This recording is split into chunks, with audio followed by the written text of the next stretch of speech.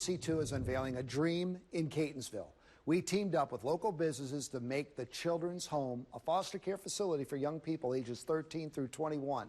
In Focus reporter Christian Schaefer has a sneak preview of the space built upon a dream. The Children's Home here in Catonsville has been an institution for more than a century, but after all that time, as you can imagine, it's been in need of a little bit of sprucing up. That's where ABC2 and Build Upon a Dream stepped in to help. The idea came from ABC's Extreme Makeover Home Edition. Could it be made to work on a local scale?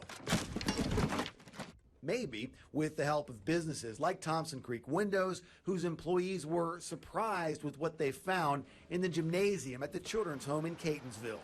Oh, these windows are terrible. Single pane, old aluminum windows. There's lead paint there. We've got to use lead-safe work practices to clean these things up. They're not getting proper ventilation in there. But that's why they're here, along with many more local businesses. Now the Children's Home has a newly rebuilt pavilion on its 44-acre campus, a new dining hall, new roofing on several of the buildings, new landscaping, and much more. I thought it was a prank call, Christian. I got this call in the middle of the morning one day that said, you know, hey, we'd like to come out and do an extreme makeover project. The call was no prank. It was Belinda Lee from the ABC2 sales department pitching the idea of Built Upon a Dream. Not long after that, construction started. We want to make sure that our facilities are up to date. We want to make sure that we provide quality services, and all the things that came from Built Upon a Dream have helped us to do that. Hundreds of young people ages 13 through 21 pass through the Children's Home every year, often at-risk boys and girls who need mental health services after experiencing childhood trauma. So while they're here, we want to make this a home for them. Local business leaders and contractors came to the Children's Home this morning to take a look at the results, their donations of time, expertise, and materials, making the dream a reality. We design, build, and install replacement windows, so it was a natural fit. We get to do what we do best and help these kids that need it the most. For us to be able to give back to the community that supports us really feels great.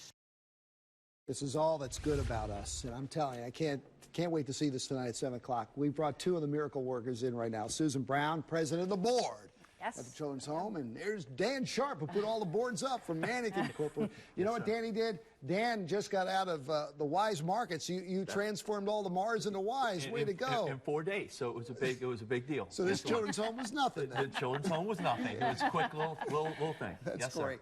Let me talk to Susan here. How did you get involved with the Children's Home in the first place? So a very good friend of mine, I'm an administrator with Howard County Schools, and one of my fellow principals said he had to rotate off the board and would I be interested in taking the position, and I did. And then a little girl. Oh, yes. Kind of came into your life. Yes. So after a year of working at the Children's Home, I was so inspired by the work that everyone did that I decided to adopt a child out of foster care. And my little Katie came home from DC foster care. I wanted to ask you this question. I didn't say I was going to ask it, but you got sick. I did, yes. And you credit her for saving you. So I adopted her. The adoption was finalized the 1st of June. 1st of July, I changed jobs. And July 27th, I was diagnosed with breast cancer. So I was all alone. My family isn't local. And my little Katie got me through it. She made me laugh when I wanted to just cry.